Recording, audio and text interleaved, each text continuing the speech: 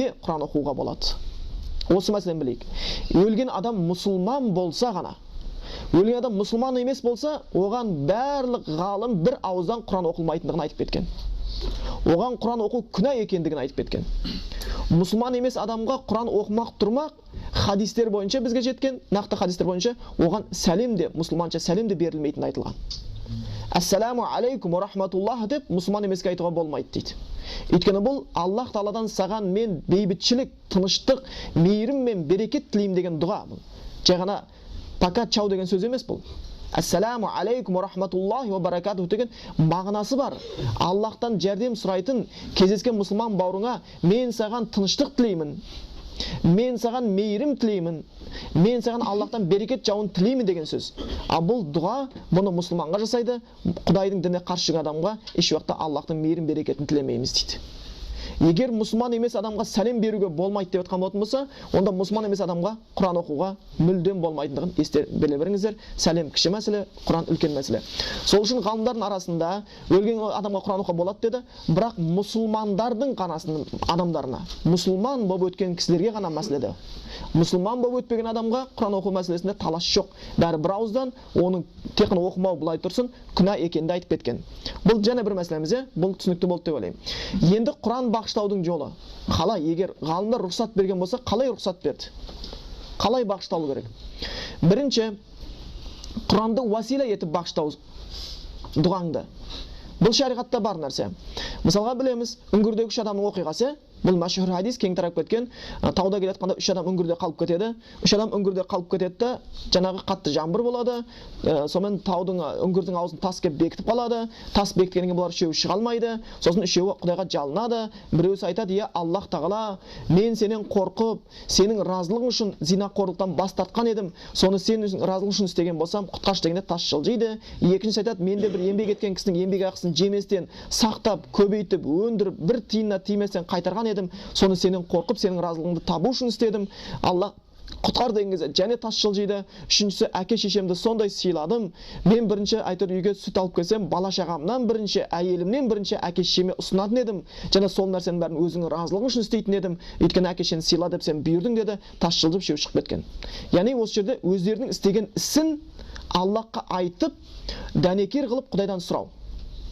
Ондай болатын болса, Құранды осылай етсе болады. "Я Аллах Тағала, мен осы бір аятты сенің разылығың үшін оқыдым. Осы сенің разылығың үшін оқыдым. Енді осы Құранды оқығаннан кейін соның соңында дұға қылайын деп жатырмын. Сен әрбір істеген жақсы істің соңында істеген дұғаны қабыл етем деген екенсің. Мен осы оқыған Құранның соңында қылған дұғамды әкем мен шешеме яки бауырыма, мұсылман досыма бағыштаймын. Міне, мұсылман досыма дұға қыламын. Алла оны кешір, қияметтің күні оны әйтеуір қиындықтарынан сақта" деп дұға алсақ бұл болады. Яғни біріншіміз Құранды дәнекер ете отырып өлгенге дұға қылу. Түсінікті ғой, Құранды дәнекер ете отырып өлгенге дұға қылу. Бұл бірінші түрі рұқсат бергеннің. Екінші түрі Құранның өзінің сауабын бағыштау. Ол дегеніміз Құранды оқып болғаннан кейін осы Құраннан болған сауапты өлген кішіге бағыштаймын деп. Бірақ бұны әрқашан әдетке айналдыруға болмайды. Біздегі осындай қатты айналдырған соншалықты тепті күлкі болатын жерге айналып бара жатыр. Күлкі болатын жерге айналып бара жатыр.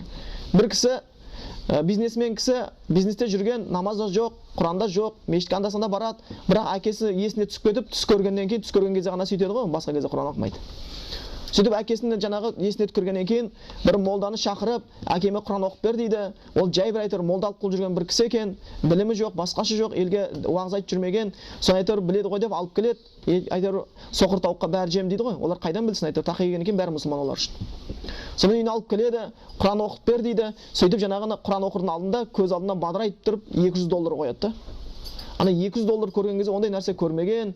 Сөйтіп Құранды әдемілеп тұрып оқып, Құран оқып болғаннан кейін батасын қатырады да. Біз көбінесе Құраннан гөрі батасын қатырамыз ғой. Батасын керемет қылады. Осы Құраннан болған сауапты 24 мың пайғамбарға, 33 мың сахабаға, Сайрамдағы Сансызбап, Түркістенде Түмәнбап барған кезде бизнесмен жігіт айқайлап жүрді. тоқтат дейді. Әкеме түк қалмады ғой дейді. Прямой бағышта дейді.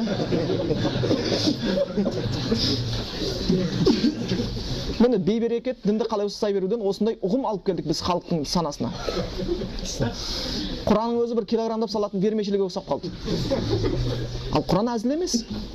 Оны дұрыс пайдалану керек. Ол өмірсін заңы, бұл өмірдегі, осы өмірдегі бақытқа жеткізудің жаңағы тұтқасы, о недегі тозақтан құлып жантқа кірудің бізге себебі болып табылады екен. Құран шынымен де Аллахтың бізге жіберген мейірімі, Құран бізге ол жіберілген білім, Құран бізге ізгілік, тура жол, шипа болып келеді екен. Сондықтан оны дұрыс жолда пайдалануымыз керек екен. Ондай болса Құран бағыштауға болады десек, мұсылманға ғана бағыштауға болады екен. Егер бағыштауға болады деген ғалымдардың тұжырымын алсақ, бірінші, екінші, оның екі түрі ғана бар екен бағыштаудың. Біріншісі Құранды дәнекер етіп, Құранның соңында дұға қылу. Бұны осы жақсы негізі. Ең жақсы осы. Құран оқығаннан кейін оққан Құранның сауабын пәленше ұлы пәленшеге бағыштадым дегеннен гөрі, Құран оқығаннан кейін Аллах Тағала пәленше ұлы пәленшеңді кешір. Қияметтің қиын күннен сақта, сауабын арттыр деп айтқанымыз жақсырақ. Осы бірінші түрі көбірек жақсы. Екінші түрі бағыштау, сауабымды бағыштадым. Қазір біз естемізде болсын, біз қазір осы дүние жүргеннен кейін ол бағыштай береміз, шедрий болып сауабымызды. Оңды солды азынан кешкен бүкіл Құранның сауабын бағыштай беруі мүмкін. Ал ол дүниеге барған кезде естеріңізде болсын, «Яума яфирул мар'у мин ахи ва уммихи ва аби ва сахибати ва баних» деген Құран аяты бар. Қияметтің күні болғанда адамдар қиналған кезде дейді, ол күні кісі өзінің туған бауырынан қашады, әкесі мен шешесінен қашады, әйел мен бала шағасынан қашады дейді.